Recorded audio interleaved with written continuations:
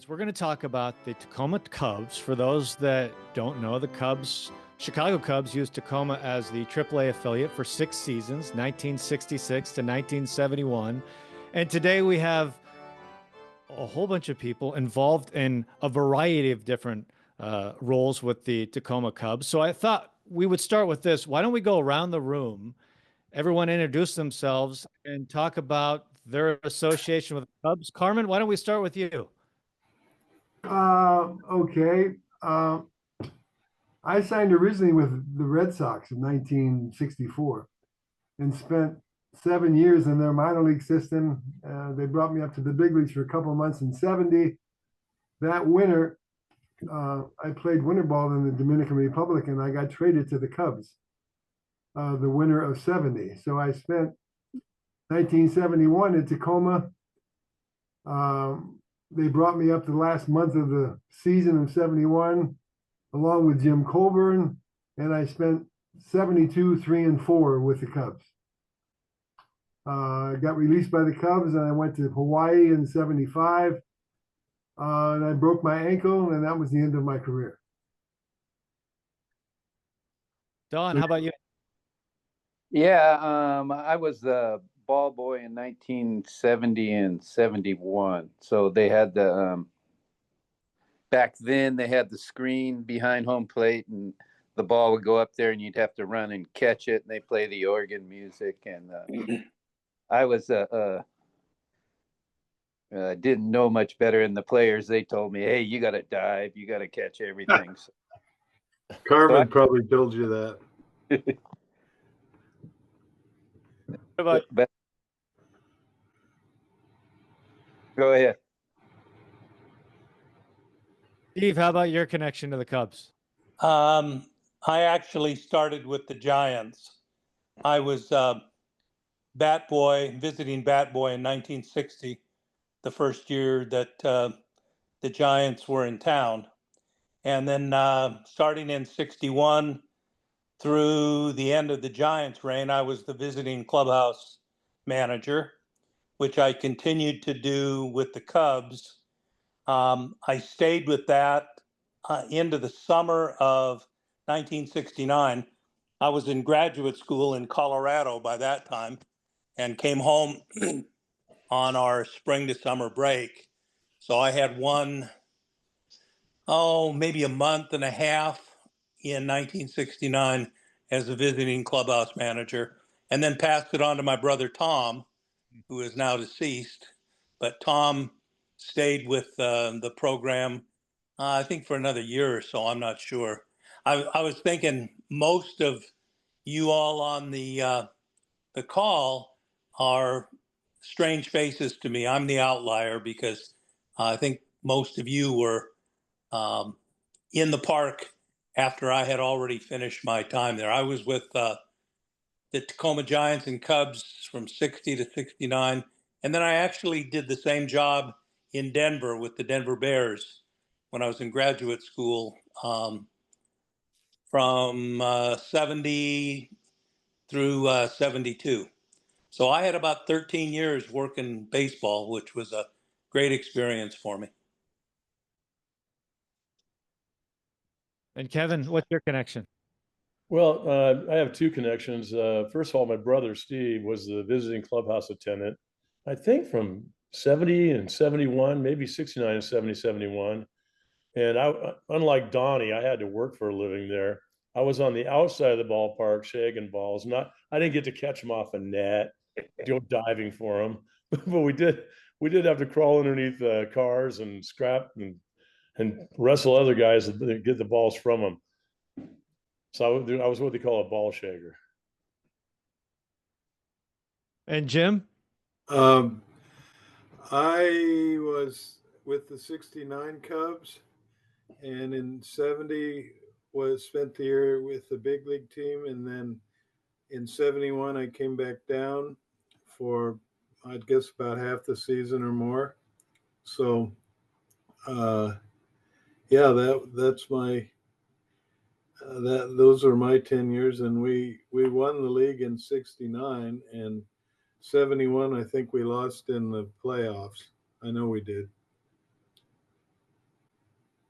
So, Steve, you mentioned not crossing over with everyone else. To the rest of you, did you cross over with one another? Well, the home team, we don't interact with the visiting clubhouse attendant that much. So that's why they probably don't recognize our faces.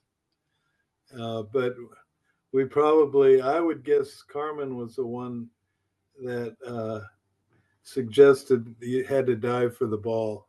Yeah, I think it was Roger Metzger. Roger. Yeah. I remember Carmen very clearly. If I remember right, Carmen, you lived on the other side of Banff Boulevard, which is now Highway 16 in an apartment. And we would go over there and listen to you play your trumpet. I just thought that was the coolest thing in the world. And I also remember when, and Carmen, correct me if I'm wrong on this, I think it was a nationally televised game when you got brought up at the Cubs. And I remember watching you on TV and I'm going, I can't believe I know this guy. Look at this, he's on TV. Is Carmen still there? I'm here. Okay. The only guys, I'm sorry, can I talk again? Hello? Yeah, go ahead. Go ahead. Jump in whenever you want to jump in. The only bat boy that I remember is Chuck Hawkins. And Chuck was I think about 6 or 7 when I met him in 71. And he had just lost his dad. And I don't know, I had spent some time with him, and I guess I filled a void for Chuck. And like I said, we've kept in touch all these years. But he's the only one that I actually remember of the bat boys at that point. I feel like we've got to follow up on the trumpet. So, were you a better ball player or a trumpet player? That's a tough call for me to say. I started playing ball when I was 7 on an organized team in Detroit, and I started playing the trumpet when I was 8. So my whole life was always involved with music and baseball. And I went to college and I majored in music and minored in phys ed. So it was always a part of my life, and even when I was in baseball, I was always bringing my horn with me to try to sit in at night just to fill up the days. I had some managers in the minor leagues that didn't like the fact that I had something else that I could do. They didn't trust me because of that.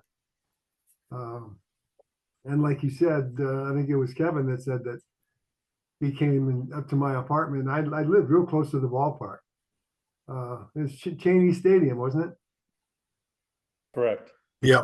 So I guess I would practice there, and maybe Chuck and maybe Kevin and maybe some other people would come there and I would play. But I don't.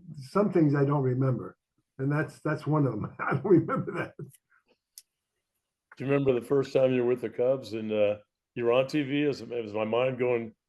Is it correct? Well, when I first came up with the Cubs, it was I got called up the last month of the season along with Jim, and the traveling secretary at that point, I had asked him, could I fly back to Detroit and get my car and drive to Chicago and meet the club? And he said, sure, that would be fine. So I did that, and on the way to Chicago, I got lost and missed my flight. I was supposed to meet the team in Pittsburgh that night, and I missed my flight. So Blake Cullen was the traveling secretary. And I called him and I said, Blake, I missed my flight. Do you just want me to stay here because the team's coming home after the game tonight? He said, no, Sano's not feeling good. Get the next flight out. Get here as soon as you can. So I got the next flight out. I didn't arrive in Pittsburgh till 8 o'clock that night. By the time I got to the ballpark and get a uniform, it was like the 3rd or 4th inning. And it had been such a terrible day. It was a really hot day. I had a 67 Chevy that didn't have air conditioning. I was whipped. I was so tired. So I just sat on in the dugout, just sitting there, and we were really getting beat. It was like 8 or 9 to nothing. Milt Pappas was pitching, and about I think the 8th or 9th inning, Leo looks down. He didn't even know who I was. Leo says, "Hey, you grab a bat." So I grabbed the bat and I go up and pinch it, and Steve Blass is pitching, and he ended up winning 2 games in the series that year, and they won the World Series that year in '71. So he throws me a slider for a strike. I take it. He throws me a fastball. I swing. I hit a fly ball to left field, and as I'm going to first base, all I can think of, at least I didn't embarrass myself. So I'm rounding first base. And I look out to the outfield, and Willie Stargell's in left, and I think Gene Kleins is playing center field. And the ball goes over the fence. So I had hit a home run in my first at bat. So I get back to the dugout. Of course, everybody in the dugout knew what I had done, and they could appreciate that, but we were getting beat 9 to nothing. So I couldn't celebrate, but that's my first at bat. It wasn't national TV, but the following year I was on national TV because Sano had broken his wrist and I got to play. But that's my story getting to the ballpark.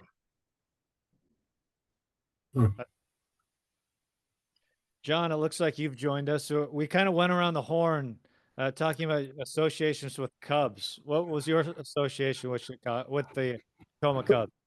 First of all, can you hear me? Okay. Well, I was the bat boy in 1966 for the Tacoma Cubs. I was 14 years old. Quite an experience for me as a young guy. A lot of the guys on that team, I became kind of close with. Shorty Rodman was one of them. Harry Bright, I was kind of liked him.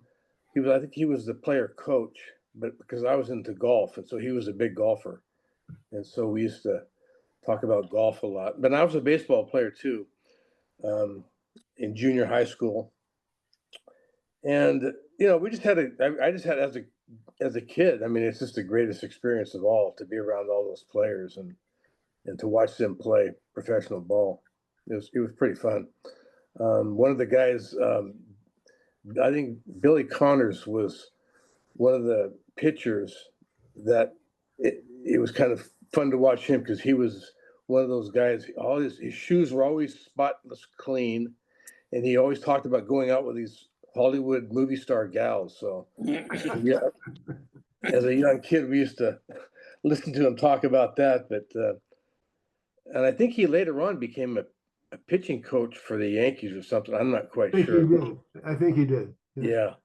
But he was quite the character, and an interesting thing that came up just last year, at our church, there was a gal that I was talking to her about baseball, and she said, "Oh yeah, my dad was in baseball," and I said, "What's your dad's name?" She said, "Ernie Broglio," and I go, "What?" I mean, I got a picture of the Cubs, and he was there, and I remembered him.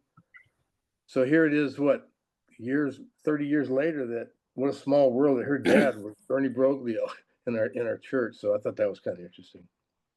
Didn't Ernie Broglio get traded for the Hall of Famer? Lou Brock. Lou Brock.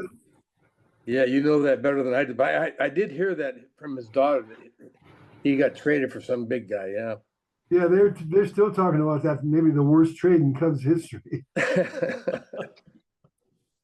But it was fun to watch the guys because I was just a young kid, and they would always let me go out there and do some because I was playing shortstop when I was a little kid, and they taught me how to play. And I tell you, it's stuff I think about even today about how lucky I was to be there. And it was great. Yeah, what are some of the memories that you guys have from spending time there? Like, who are the people you remember and the things you did? Well, I'll tell you one. I remember your dad. And he was the announcer, correct? No, no relation. Oh, no relation. Yes. It just happened. We happen to have a similar name. Yes. Okay. Well, But no, yeah. he had some kind of speech defect or something, and he had to hold his hand to his jaw when he talked. And when there was an away game, they didn't travel, but they'd reenact the game based on the reports that came in, and they had things to make sound effects. And I remember one time, this is kind of embarrassing to tell, but we kind of like to joke around a little bit. So one time I wound up and threw the ball into the announcer's booth up above the stands, and then pretended like it slipped from my hand, and it went right up by Don Hill's, by his microphone as he was talking. And whatever. And Carmen told me to do it. I remember Don Hill. I wouldn't have been able to come up with that name, but I remember him now. Don Hill, for sure. He had to hold his hand right here when he talked, or Right. something. I don't know what it was. His jaw was loose or something, but he was a constant person around the team and so forth. Kind of an interesting personality. Do you two remember when the exhibition game, when the big team came down and would play?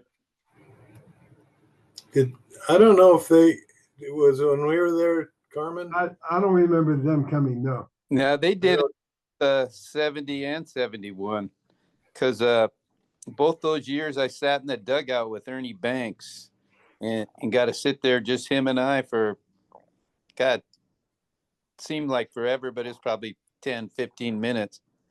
And it was just a biggest thrill. He was one of my favorite players. So it was so nice. What a nice guy, boy. I was there the whole year. I don't remember the Cubs playing against the Tacoma Cubs. I don't remember that. I don't either, but there's a lot of things I've forgotten. I remember my brother came home that day and was just so excited. He'd get to meet Ernie Banks, and Ernie gave him a $10 tip. That was, it was like $1,000. I don't think he ever spent the $10. Ernie Banks gave this to me. I'm going to hang on to this forever.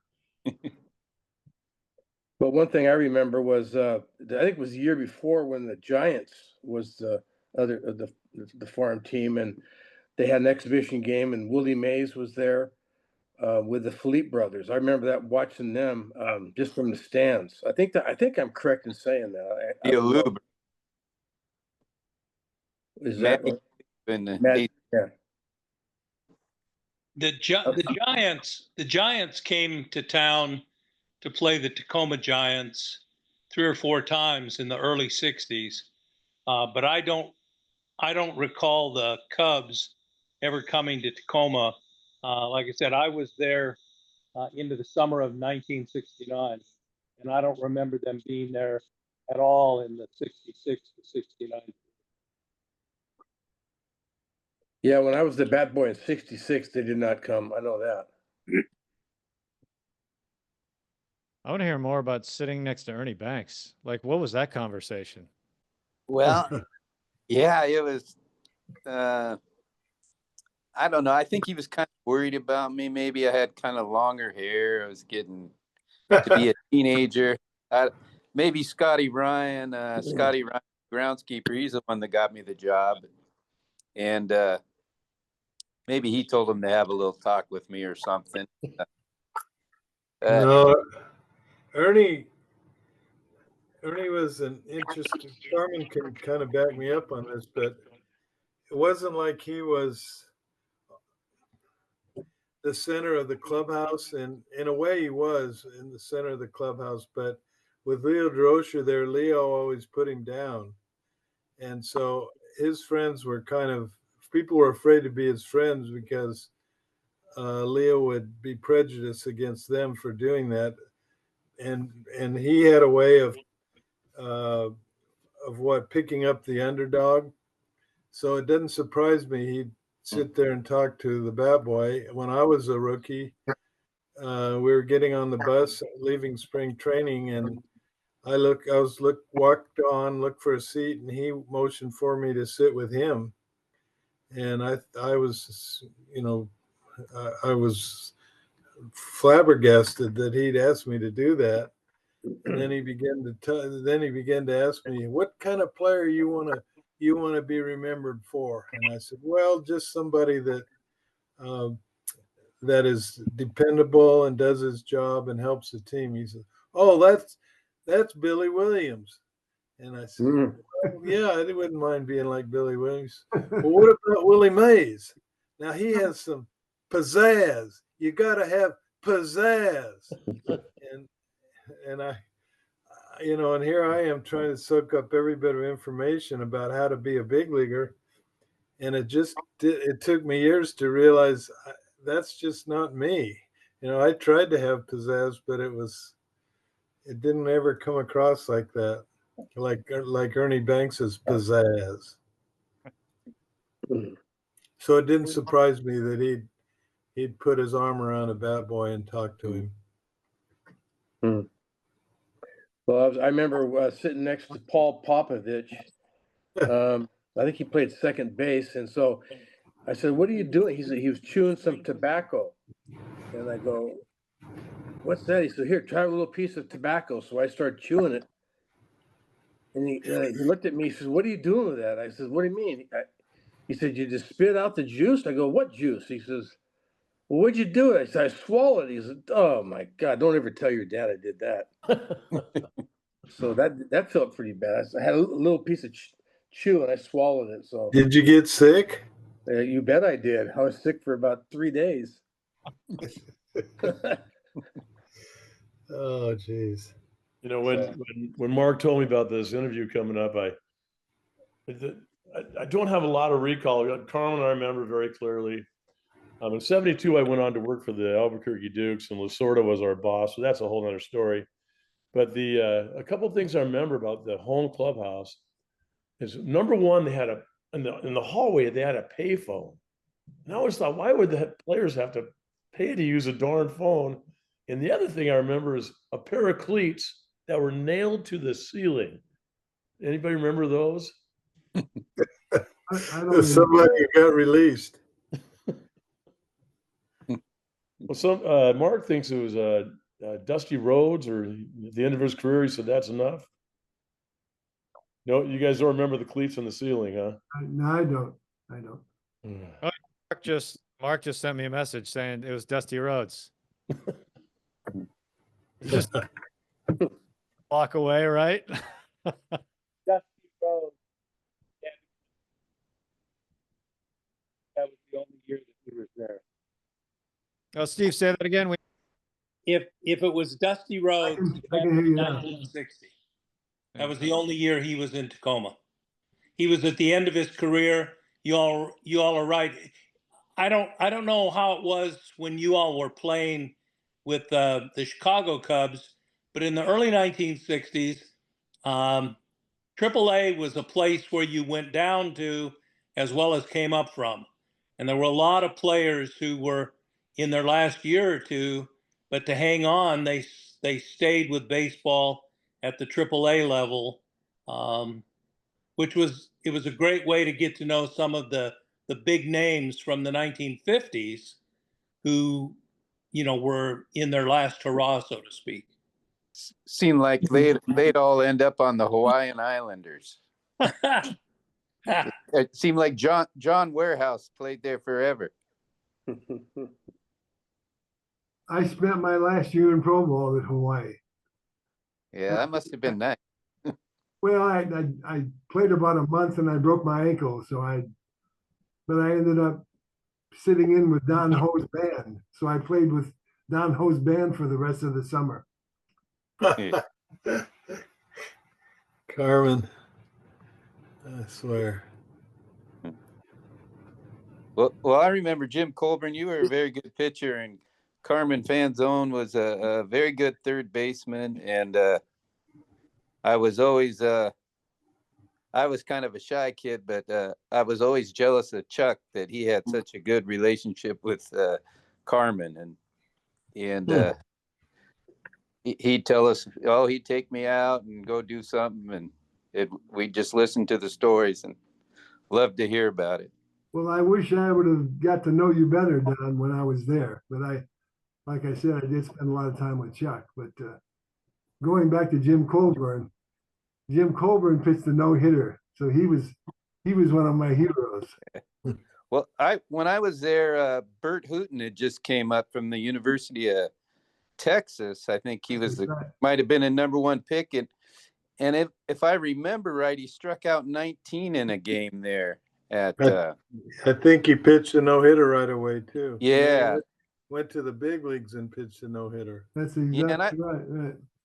I got a picture there with him when I was ball boy, and then I worked for the Mariners from 2000 till last year, and he came up with somebody, and I got a picture with me, him, and my son. Huh. And it was pretty cool. Yeah, that's a good one. But the best player I ever seen playing in that league was Bobby Valentine. And very talented guy.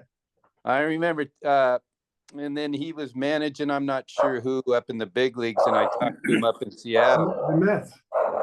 And the Mets. Yeah, okay. And I told him, I said, hey, you are the best player I ever seen. He said, some of my players don't even know I played.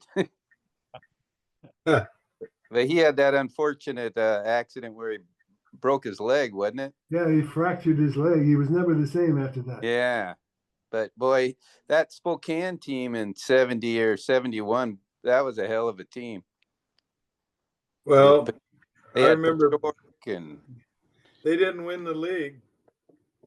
No. Well, they may have in 70, but in 71 they didn't. They weren't even. No. So one time I was pitching against the Spokane team, and I'd pitched the previous start, and I thought, man, these guys kind of hit me. We had won the game, but they hit me pretty good, so I better send them a message.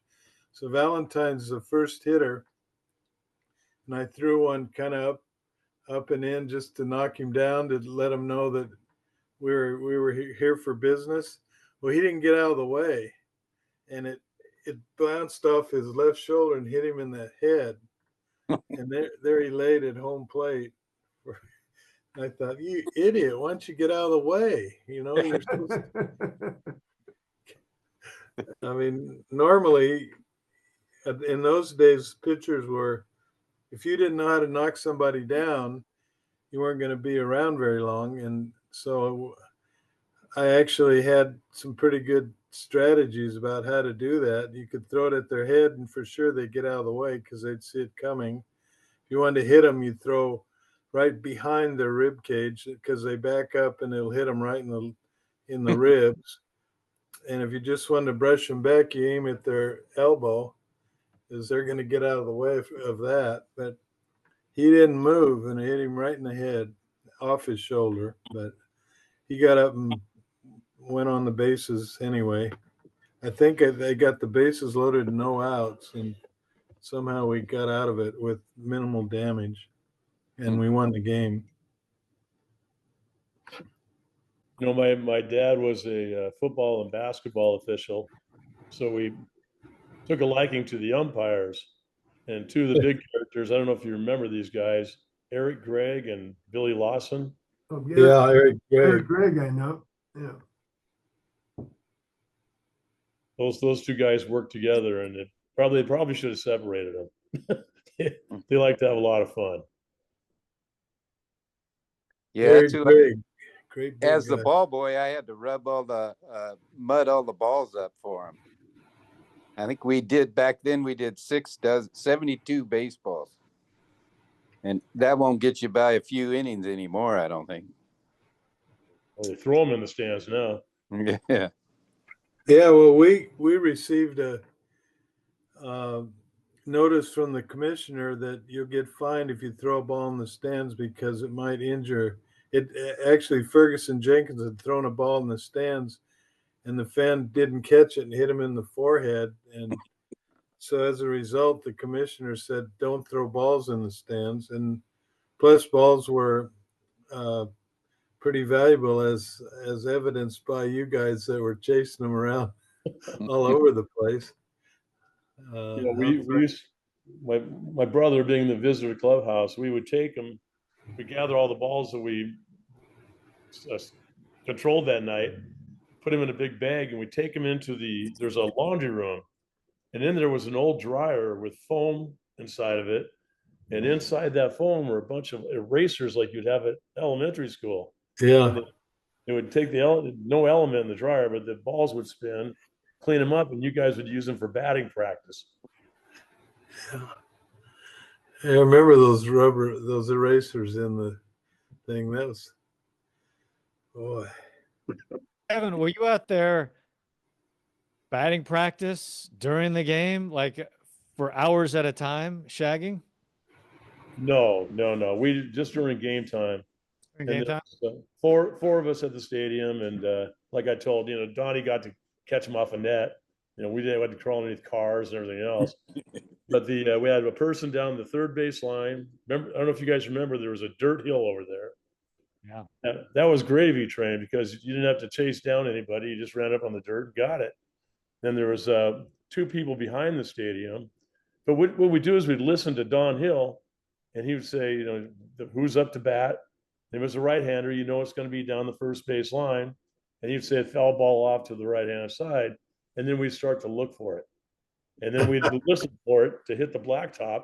And then the fight was on to get the ball. And I think we received $1.50 a night. And after 3 balls, we got 50 cents a ball. And wow. We learned to become businessmen because as the summer went on, what we do is we get together and give all of our balls to one guy, and he'd go get the extra cash. And I'm sure that I can't remember who the general manager was back then, but I'm sure he knew what was going on. But it was fun. It was really fun chasing down those balls. You guys remember down the first base line, there were bleachers. And like I said earlier, before we got onto this call here, the ball would go into the bleachers and rattle around and fall down into the dirt underneath it. But Scotty Ryan, he didn't want us going underneath there to get it, because we had to run past his 3-wheel Harley Davidson, and all we saw was money down there. He didn't realize that we need that ball back. That's great. Steve, how did you end up getting the job? Well, in 1960, I was one of the 2 bat boy winners of a contest to see who would be the bat boy for the Giants and for the visiting teams. Mark Wojon was the victor. He was the bat boy for the home team, and I was the bat boy for the visiting team. The next year, the 2 people who had done the clubhouses in 1960 didn't come back. The one I remember was a really old guy, and I mean really old, who'd come up from Phoenix with the team, where he had been the visiting clubhouse clubby, and then he came to Tacoma, but he didn't come back. And Mark and I went to Rosie Ryan, who was the general manager, and asked him if we could do those jobs. And Mark chose the home clubhouse, so I got the visiting clubhouse. It was just kind of being in the right place at the right time. And I stayed on. Mark stayed on for 2-3 more summers. And then I stayed on, like I said earlier, until the summer of 1969. I'd finished college at UPS and was in graduate school at the University of Colorado. So I had to give it up because I was getting married and I was a full-time graduate student as well. What about you, John? How did you connect? You get the Well, job. So I was entered the contest. My dad knew somebody. I'll be right back. Stan Nacarado, I think. And I just had to do a little, talk about why I wanted to be a bad boy, and I got selected. Tim McDonough was the visiting in the visiting dugout. I think you might remember Tim. He went on to be a really good athlete at Lincoln High School in football. But yeah, I was very lucky. Just entered the contest and got to be there for 1 year. It was great. Does anyone have a funny story that they want to tell? I mean, you were around this thing. You're in a clubhouse. I know there had to be some that you can tell. I know there's got to be a good story or two along the way. I can give you a story about a Northwest legend. It was not during the Cubs period, I don't believe. Lou Piniella was playing for the Portland Beavers. Piniella, of course, had that legendary temper. I remember one game, ninth inning, Portland was behind. He came up to bat. There were runners on base, and he struck out to end the game. He came charging into the clubhouse before the rest of the team, and he beat the hell out of our well, it was garbage cans that we used to hold the bats. He just demolished two garbage cans. I mean, they ended up on the other side of the clubhouse. But that was an interesting moment because you know, I had to clean everything up, of course, afterwards. But anyway, that's my Lou Piniella story. So I have a question for Steve. Steve, what year were you in Tacoma at high school? What high school did you go to? I went to Bellarmine. Okay.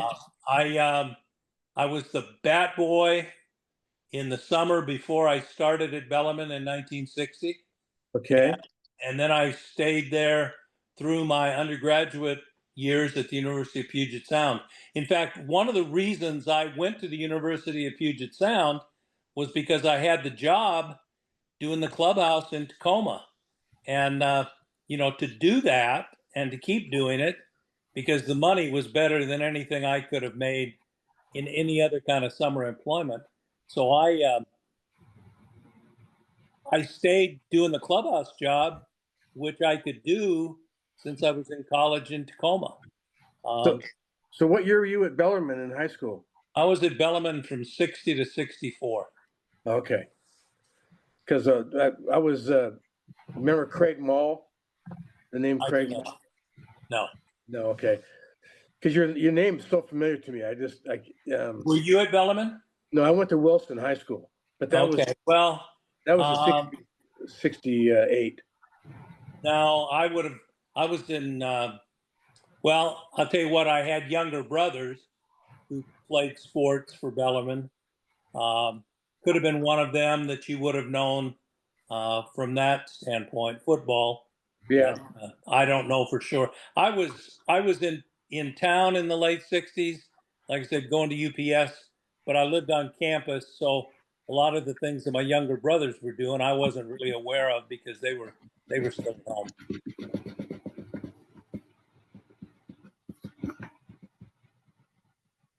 So Mark, did you went to Stadium High School?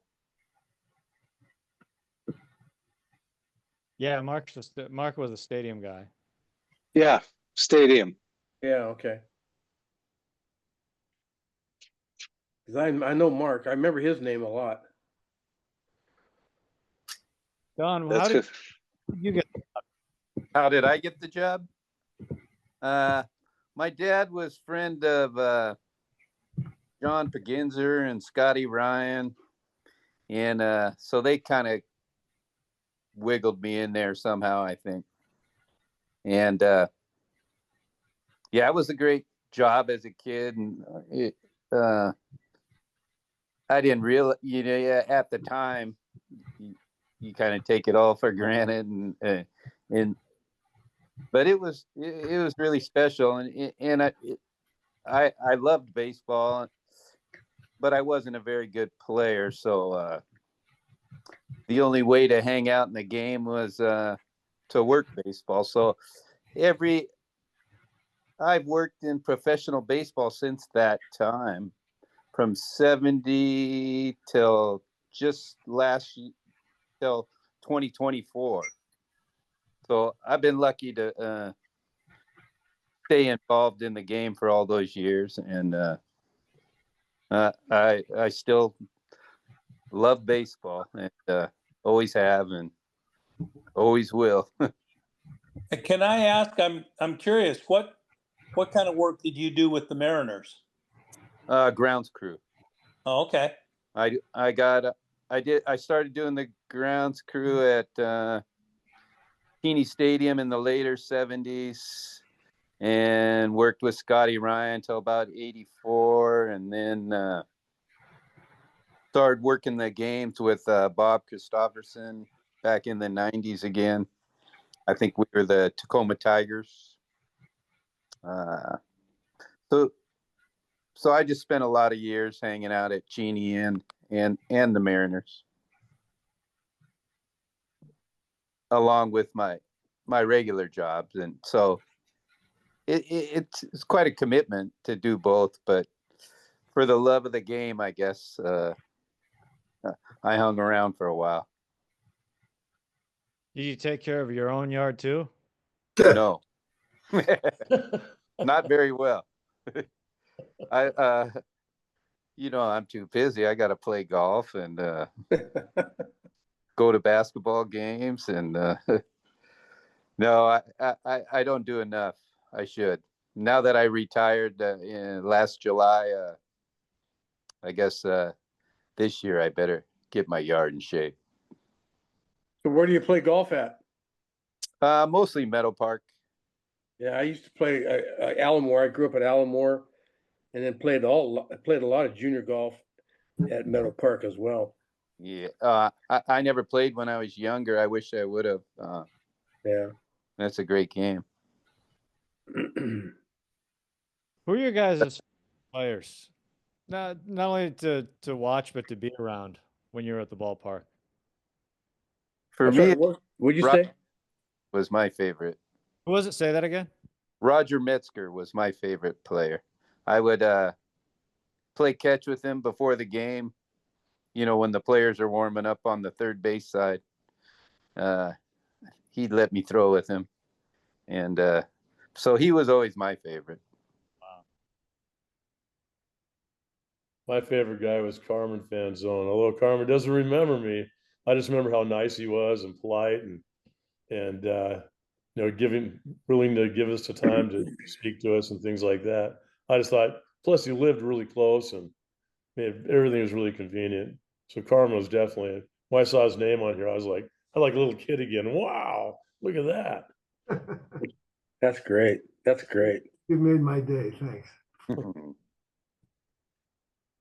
Yeah, hey, who was a trainer back in the day? I asked Mark. Gary Nicholson. Who? Gary Nicholson. Gary Nicholson, right? Yeah. He worked for the Cubs after we left Tacoma. He was. Yeah, he came back here and he was at PLU, the college, Pacific Lutheran, for quite a while. Right. Yeah, Yogi Rumsey was the trainer when I was there when I was 14. But I don't know if you guys remember that name as a trainer, Yogi Rumsey. I taught school for 38 years, and the trainers remind me of secretaries in the school. You don't mess with the secretaries at the school. You don't mess with the trainers either. No. Same caliber. The trainers had other roles to play. If I recall from the time I was there, they were also the ones who took care of the money for the players when they were on the road. The meal money, as they used to call it. When you had the clubhouse, you provided goods to the players, whether it be soft drinks or beer or candy bars or sandwiches during double headers. And for us, it was an honor system. They could take whatever they wanted, but they were expected to pay us what they thought we had done for them at the end of the series. Well, there were oftentimes players who would try to stiff you. They would walk out the door. I mean, I could give you some names, some people who are notable players. I won't do it. But there were some players who just walked by. There were others who would be very generous. But the trainers would almost always come up to you afterwards. They were the last ones to leave the last day of the series. And they say, okay, who did what for you? And you tell them the names. And they say, oh, yeah, well, I kind of expected that. And then they give you more money than you would have probably gotten if the player had paid you. And the guy would say, well, I'll get it back from him because he just won't get as much meal money when we get to Portland or Sacramento or wherever they were going for the next time around. But the trainers were good guys. They were among my favorites because they were very friendly to the underlings, if you will. I mean, some of the players didn't have much time for the bat boys or for the clubhouse attendants, but the trainers were always top drawer. I thought I was always very happy to help them however they needed it. I've got a really odd question for the former players. I don't know if you remember Max Patkin. Oh, sure. Yeah. What was it like to have to play when he was on the field doing his show too? I mean, was it how'd you handle that? Well, he always would tell us or talk to us before he would go out and do his shtick that he wouldn't interfere with the game. He would do his whatever he wanted to do, but he wouldn't do anything to affect our performance during the game. So he would kind of like stay on the side until he'd found his little niche and do his spitting his water and all the other stuff. But he always told us that, and he came a couple places that I played in the minor leagues, but he would never get in your way. He would stay out of the action. My brother and I used to take him to and from the airport, and, pick him up and take him to the game. And I would ask him that question, but he would never really give me an answer. Max, I don't know, anybody listening, Max Patkin was what he called the clown prince of baseball. Yeah. Oh, he was entertaining. He really was. I just watched Bull Durham the other night, and he's in that movie. That's right. Yeah. I probably saw him 20 times in my career. Right. It's at some point in 1996 or so, 6 or 7, I was a manager in the minor leagues, and he showed up at our ballpark, and God, he'd sit there and say, oh man, my old body I don't know if I can do this anymore. Why do I do this? And that had to have been in the 90s, that had to have been at least 30 years worth. He was probably 60 or so. He showed it too. Come in and have a beer. He'd have to sit on a stool with his legs wide apart with his underwear on and a beer hanging between his legs and his hand, sweating, dusty, dirty. He felt dirty. I felt sorry for the guy at that point that he had to continue to work and do that, kind of embarrassing himself. But he was very flexible even as he got older. He was able to do all those gyrations, which amazed me. When he was younger, he was some kind of a dancer, or he was kind of famous for his ability to dance, and because of that flexibility. Oh yeah, he was very flexible. Steve probably knows. You thought you were big time. You had the keys to the clubhouse and all. And remember the door that came up the tunnel off the field? Yeah. The Eric Burden had a concert at Cheney Stadium, and he created a riot. He says, anybody on Tightwad Hill, the concert's for free if you can get over the fence. So, but long story very short, my mom and I are sitting at home, and we hear there's a riot at Cheney Stadium. Well, my brother just simply went to the tunnel door, and opened it up and went inside and waited till everything calmed down. And it's the first time I ever saw my mom slap my brother. He comes home, opens up the door, He has a tear gas canister in his hand. And my mom just let him have one. Whack. Running. Why didn't you call us? Well, you could have used that payphone in the tunnel, that's for sure. What do you guys recall of the managers? Okay, I'm on a podcast. You can. The managers? Uh, Go ahead. yeah, Jim Marshall was the manager of '71 at Tacoma, and Whitey Lockman was the head of player procurement, I think, for the Cubs, and he would come and visit Tacoma, 4 or 5 times during the year. I remember Jim Marshall. Everybody, he would. I didn't think a whole lot of him, but he would try to steal everybody's girlfriends. He was kind of unscrupulous. Well, I know one time the whole team was talking behind his back. They didn't like him, and somebody called a team meeting, and we said, "Hey, the consensus was, screw him. Let's play our game and let's win this anyway." And so, the saner heads prevailed, and the team got together. It was kind of to me, I thought it was a crucial meeting. And I know Jim Hibbs, who was a catcher on the team, he was kind of one of the ringleaders for this get our heads straight meeting. And the team went on and won in '71, despite him, really. But actually, talking about Whitey Lockman, he was our manager in '69, and just the opposite. He was beloved by the players, and he did a lot to help a lot of us and have us understand baseball and go into the big leagues. He told me I was called up in '69, and he said, I said, well, he said, "Are you happy?" And I said, "Well, yeah, are they going to just send me back down like they do everybody else within a couple of weeks?" And he tried to calm that attitude out of me. And he says, "Just remember, there are a lot of the guys you're pitching against here are in the big leagues." Well, wouldn't you know it, one of the guys is on the Phillies named Joseph. His last name was Joseph.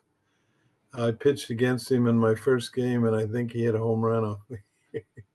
That pissed me off. He was a AAA guy, and I'd probably been getting him out in the Pacific Coast League, but we got up to Wrigley Field, and he figured me out.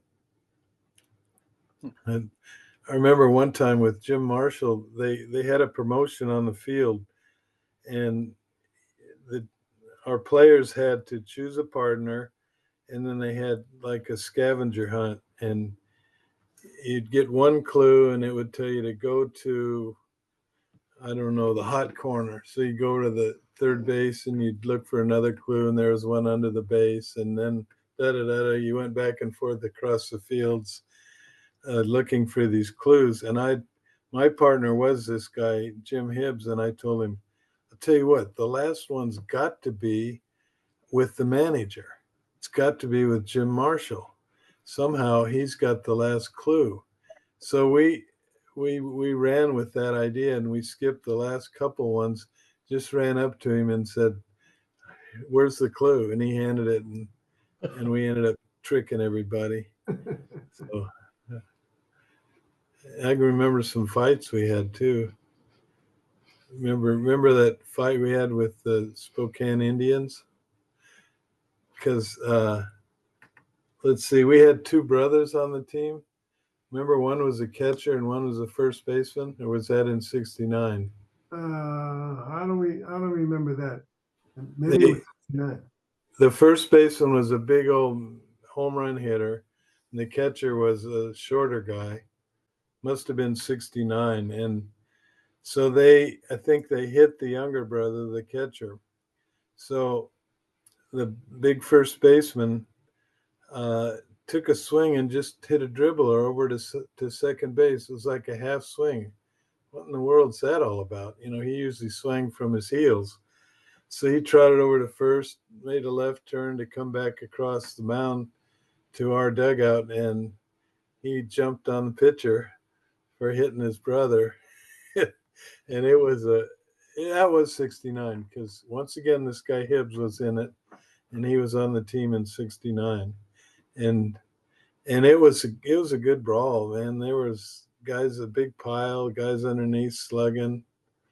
Remember my wife telling me, "I saw you. That was good. You got in some good ones." I didn't know she cared about my machismo that much. And anyway, that was a good one. So those are my stories. So as you players, do you remember, because I was there in 66 as a bat boy, Shorty Rodman? Yeah, he was there in 69 as well. Okay. I don't know him, that name. Was he the guy from New Orleans? I don't know, but I know he played right field. And I remember one time he went for a fly ball and just crashed into the fence and almost knocked himself out, but he caught the ball. I don't know why I remember that, but he was always something else to me. He was a good ball player. Yeah. He had a great. And then Harry Bright, I used to, because I'm a golfer, so we used to sit at home or go at home plate and hit 9-irons over the fence in center field. So that was kind of fun. So as a 14-year-old, I'm sitting here hitting golf balls at a baseball stadium. Well, that's the only way to get a ball over center field. What's that? That's the only way to get a ball over center field. Oh, yeah. No kidding. Well, so when I was there, the manager was Les Peden. You ball players, I don't know if you knew him, but I just remember him. I didn't know him. Remember the name. Yeah. Remember Harry Bright too. He was my manager he was my manager the prior year in 68. No, yeah. And he sent me down. He didn't like me and whatever.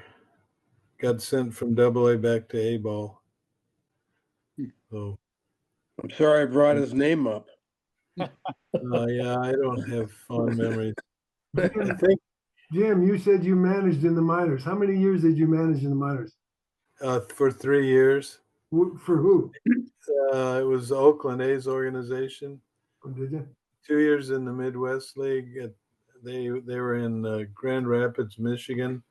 They're called the West Michigan Whitecaps at that time. They always wanted the Tigers to be their farm team, and I think soon after the Tigers were, and they still are. And then 1 year at Modesto in the California League. So that was fun. How many years did you coach with Jim Tracy? 7 years. 5 years with the Dodgers and 2 years with Pittsburgh Pirates. Right. You had a nice career with Jim Tracy. Yeah, it was fun. You still keep in touch with him, Jim? Yeah. Not that much, but more with his wife.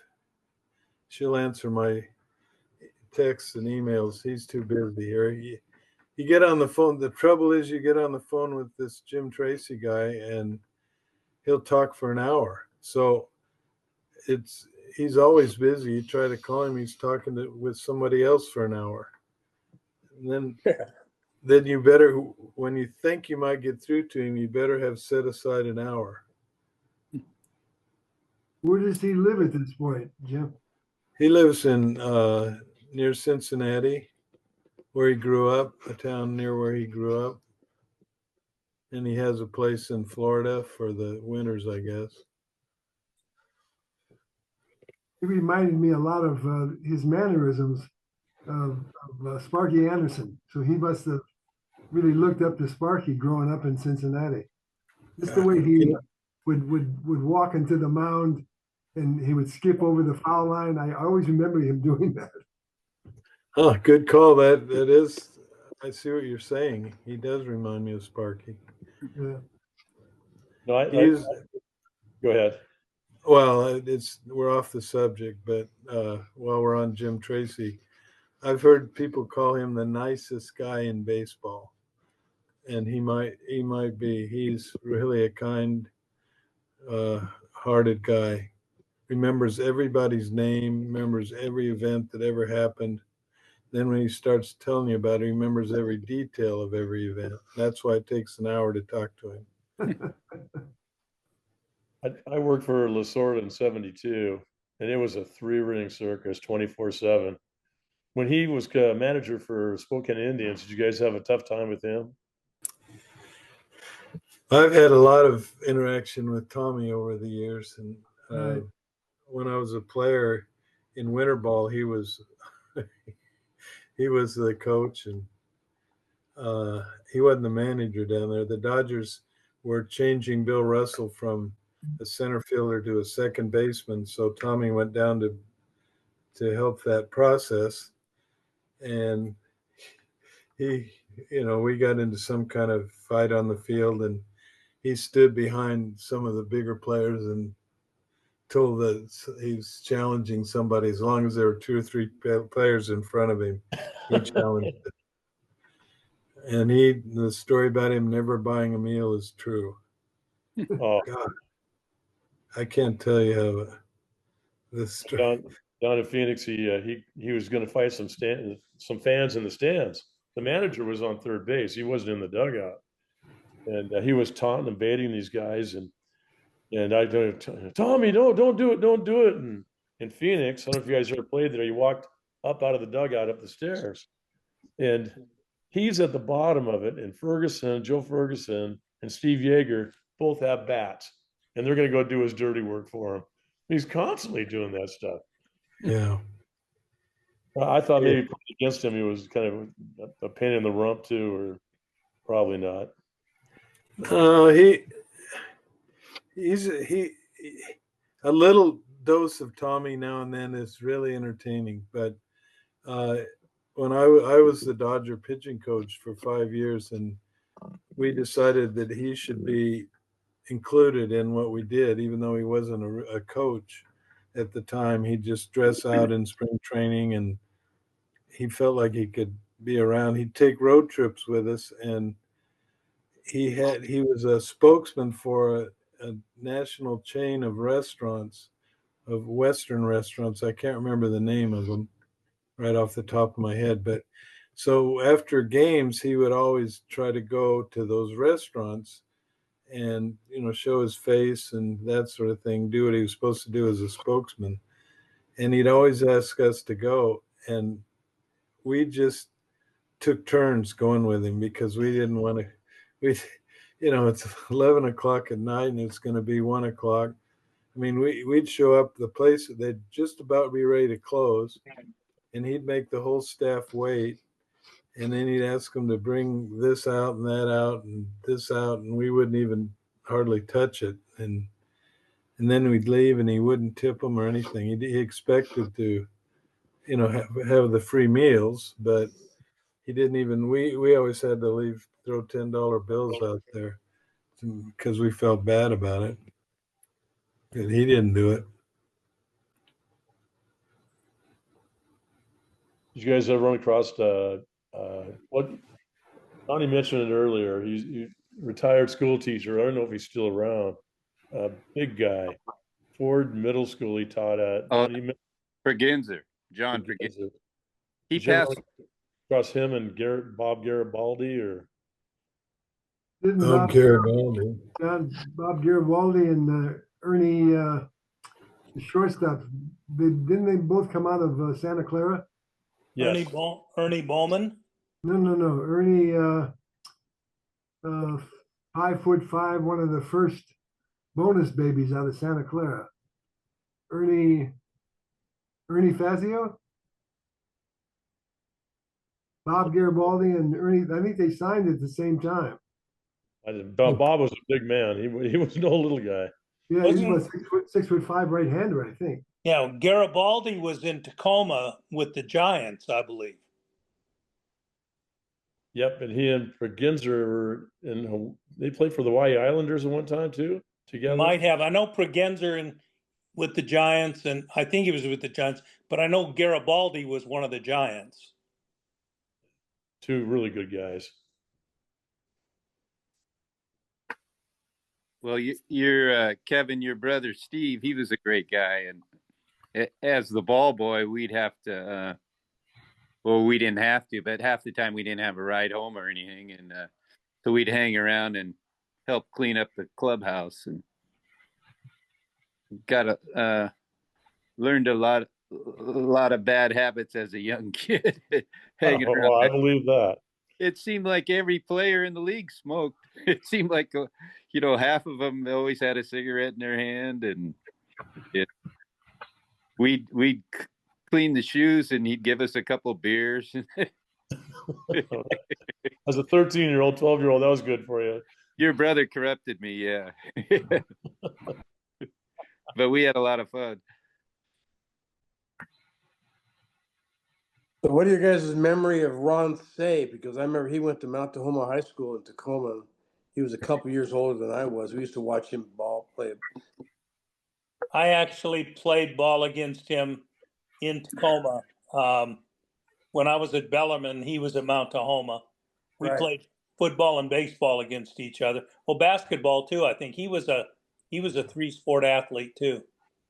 He was an interesting character. I mean, Penguin, obviously, as they called him, but short and squat, and tough to bring down in football.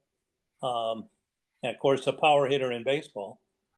Right. And then Bobby Moore was with him in high school, and then Ahmad Rashad changed his name, but I think they were at the same grade. You probably remember him too. Moore, I think, was a year you're too younger, because I know I played against Say, but I didn't play against Bobby Moore. I think he was a little bit younger. Oh, okay. In 71, when I was at Tacoma, Say was at Spokane playing with Lasorda. And I remember I got called up the end of that year, and I went to the big leagues the next year, and he went back to AAA, and I kind of felt sorry for him that he had to go back to AAA. And then he ended up having really a wonderful career. He played a lot of years with the Dodgers, and he got traded to the Cubs. And at that point, I think he was Chicago's highest paid athlete when he signed with the Cubs. Yeah, I'll tell you another little thing about Say. It's just a tidbit. I'm a sports card collector. Ron Say's rookie card is on a card with him and two other third basemen, one of whom is Mike Schmidt. And Schmidt's rookie card, which is Say's rookie card, is a high dollar item. So if Ron Say wants to pick up some of his own rookie cards, it's going to cost him a pretty penny to do that. Right. They both had wonderful careers. They certainly did. You weren't the other third baseman on that, were you, Carmen? I don't think so. I have a friend who's on the same rookie card as Pete Rose, and his is pretty valuable too. Ken McMullen's his name. Oh, sure. And he played with the Dodgers, right? Yes. But he wasn't he at Washington? He was at Spokane too, must have been, because I remember him in Tacoma as a player at one point or another. Yeah, he was before those Spokane that we were talking about. Okay. Yeah, but he did play in Spokane. I remember him telling me about that. I think Lasorda might have been his manager then, but it was earlier. He came up in the earlier mid-60s. Okay. I remember him. He was a pretty good guy. Speaking of Spokane Indians, and you all talking about favorite players, and this goes back before the Cubs, but one of my favorite players ever to work with, one of the nicest men I've ever met, was Frank Howard. The giant first baseman who was in Spokane in 1960. He was just an incredible person, and so generous and good to the kids, to the ball boys and bat boys, and I'll never forget him. I remember him when he played basketball at Ohio State. Before he signed baseball contract. Yeah, he had a nice career, and he coached for like 10 or 15 years. But he Yes, was he a did. very nice man. And I remember when I came up with Boston in 1970, we went to Washington, and they had a seat in center field painted black or some odd color, where a ball that Frank Howard had hit. You could hardly see that far. Yeah. Yeah, he was a giant in many ways, Oh boy. but not a Tacoma giant. Right, for sure. Well, I got to get out of here. I got a basketball game I got to get to. So it's been great talking with all you guys. Great to see you, Carmen. Nice meeting you, Don. Nice meeting you. Yeah. Nice to see you, Don. Yeah, it was great. And thanks again, Mark. And you all have a good day. Thank you, Donnie. Bye-bye. Any last thoughts anyone wants to share? It's really nice to be able to sort of sit around a table and talk baseball, about old-time baseball. Times have changed. I mean, the minor leagues aren't nearly what they used to be in terms of the types of players who were there. Now it's all the young guys coming up and hoping to claw their way to the majors. But back in the 1960s, it was guys who had made their careers and were still playing for 1 or 2 more years before they gave it up. And you know, some of the guys I remember the most were those sorts of players: the Dusty Rhodes, the Danny O'Connell, and some others like that. So it's a different time. You know, when Mark contacted me and asked me, first of all, I couldn't hardly recall anything, and I had to think about it for a few days. But I was a 6th grader and a 7th grader, and you know, I was a troublemaker. They had a night watchman that would sleep in this old Chevy station wagon, and I remember we would go knock on the side of the windows and wake him up and then run from him. And he knew who it was. I mean, but there players probably don't remember that guy at all. But there were some good times. Hey, before you guys go, do you remember all the spectators on Tightwad Hill as players? Yeah. I don't remember Tightwad Hill at all. Was that like right field or left field, or where was that at? Right field. Right field. Yeah, I don't remember that being called that at that point. I don't know. I just remember the was planes from Vietnam. Tightwad Hill over. because people could watch the game they could watch the game and not have to pay for it. Tightwads. Okay. Oh, okay. I remember it. I also remember the planes from Vietnam flying over right field to land at the Air Force Base. That was a constant feature. That's still every day. C-17s or whatever they are. Well, my last story is that my first child was born in Tacoma, and I flew back from our road trip in Spokane to be there. Probably spent about 6-7 hours there, and then flew back and didn't miss the game the next night. I didn't get maternity or paternity leave like the guys do now. Right.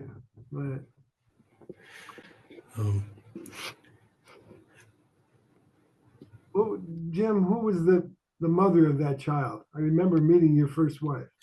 Jenny, she's my first and last wife. Jenny, I remember meeting her. She's a lovely lady. She passed away, though, about 10 years ago. I think when I saw you at that get-together for your baseball camp, she had just passed. And you told me. Yeah. Okay. Yeah. Didn't she have red hair? That's her. Right. Personality to match. Yeah. Jim, in Tacoma, did you ever go to a restaurant, Vic Mealy's? It was an Italian restaurant, Vic Mealy's. And you'd go there and he would never wait on you. you just, whatever you wanted, you went back behind the counter and you kind of like made your own meal. It was a delightful place. I'm sure I remember that one. Yeah, Vic Miele, Miele. He just, of course, the fact that he was Italian and I was Italian and somebody told me to go there, but it was a unique place and the food was good, but nobody would ever wait on you. You'd have to make your own meal. Oh, that's kind of cool. Well, guys, I want to thank each and every one of you. This was super fun. Thank you for all the stories. It's been a real treat. Thank you so much. Gary, thank You're you. welcome, Gary. Thank you. Nice to see you all again. Nice to talking meet all you fellas. This, by the way, this is my first time on Zoom, so I feel like I'm not very into things, but this is my first, my maiden voyage in Zoom. You did great. Yeah, well, the one question I wanted to know is what you thought about those of you that might have remembered Adrian Garrett in '71, the last year of the Cubs. Oh, he was my teammate. Yeah, tell us just Smokey. Yeah, keep going. Tell us a little bit about it. Wonderful hitter. Wonderful hitter. I think he had 43 home runs in '71. And I always thought that he was a much better hitter than his brother Wayne Garrett. Wayne Garrett played about 15 years with the Mets. And Adrian never really got what he deserved. But you talk about a wonderful, wonderful guy. Yeah, he was a fun man. He was special. He was definitely special. Did he go to Japan and play a while? And I don't know. But they traded him at the end of '71, and we got in the playoff with Salt Lake City, and Salt Lake City beat us. But Adrian went somewhere, and we got a third baseman in return for the playoffs. But I can't remember who we got in return. But Adrian had a great year. Well, your memory was good because he hit 43 home runs, and that is still the all-time record for home runs in a season. Oh yeah, no kidding. He could hit. He could definitely hit. So Carmen, I have a question for you. If how much money would Willie Mays be making nowadays? Willie Mays? Yeah. 700 million? Yeah, it's I can't believe it. I thought salaries had gone as high as they could go like 20 years ago. Amazing, isn't it? It's unbelievable. There's going to be $1 billion contract very soon. And, you know, unbelievable, the money they're making. You know, the minimums kind of make sense. The minimum when I played was $16,500. Now the minimum is maybe $800,000 or $900,000, which over the course of 50 years kind of makes sense. But the top salary when I played was about $150,000, and they gave Richie Allen, when he was with the White Sox, they gave him a $200,000 contract just so he'd show up. And they gave him a TV show, and he didn't even show up for the TV show. But from $200,000, now it's like they're making $45 or $50 million in 1 year.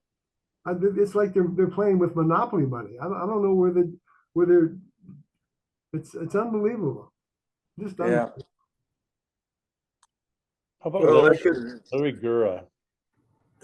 Larry Gura was a teammate. Yeah, he had a nice career with Kansas City. He did, and was he with you guys for a couple of years, or? I played with him. I think he might have been at Tacoma in '71, and he might have been at the Cubs, maybe 72 or 73, or you know. But I played with him a few years. But he ended up. I did too. I played with him in Kansas City. We were good friends, his wife and I, and my wife. So do any of you, I have a really good friend here in Santa Rosa, California, who's a friend of Andy Messersmith. Do you guys remember him with the Dodgers? Sure, of course. Would he remember you? Because I think I'm going to have lunch with him in a couple of weeks. He wouldn't know who I am. Can I mention your name? He wouldn't know who I am. Okay, good. I'll mention your name. Well, I know one of his best friends is Sandy Koufax, Yeah. And I also, one of my best friends went to high school with him, and his name is Barry Messer. So if you want to drop those names on him, I think will. Barry Messer and Sandy Koufax. Who did Messerschmitt and somebody else? They challenged the baseball. Yeah. Yeah. Who was it with Messerschmitt? Wasn't he the one that did all the free agent stuff or the Yeah. Well, Kurt Flood started it with the free agency, I think. Oh, okay. But Messerschmitt and somebody a pitcher with Baltimore. McNally? Was it Messerschmitt and McNally? I'm Well, I not don't sure. know. Then Yeah. they changed. I think they changed the pension fund. It went from 4 years to be vested to 43 days, and I think they were very instrumental in that. 4 years to 53 days. Now if you're in the big leagues 43 days, you're automatically vested in the pension fund. And I Wow. played when it was 4 years, and we're still fighting to try to get pension for the guys that played before 80. I missed it by 82 days or 85 days. Oh boy. Yeah. Jim, you still live in Ventura? Yep. Your number's still the same? Yep. We don't travel much, but maybe we'll get up that way and I'll say hello. Okay. Please. That'd be fun. Guys, this was fun. Thank you. Thank Yep. you. Thank you. I'm honored to be included as well. All right. I'm going to sign out. Thanks, guys. Nice talking to you. You too. Bye-bye. Bye-bye. Hey, Mark Blau. Yes, sir. Thank you very much for putting all of this together. It's good fun to relive some of the memories of those days past. Well, I'm envious because you guys were all on the field at one point in time, but I love listening to the stories, and Gary does a good job, and yeah, so it's fun. I appreciate you guys jumping on, and